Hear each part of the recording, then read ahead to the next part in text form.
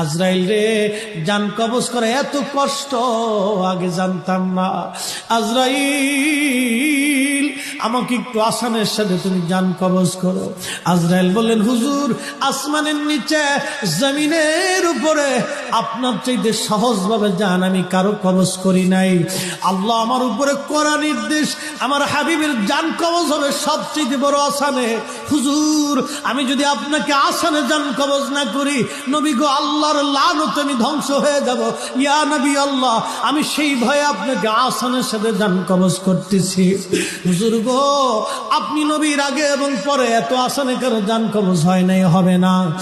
আল্লাহর নবী ডেকে বলে, আজরাইল, জান কবজ এত কঠিন, এত কঠিন, আমার কাছে কষ্ট হয়।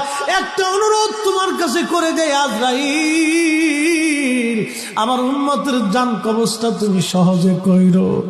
আমার উম্মত গুনাহগার,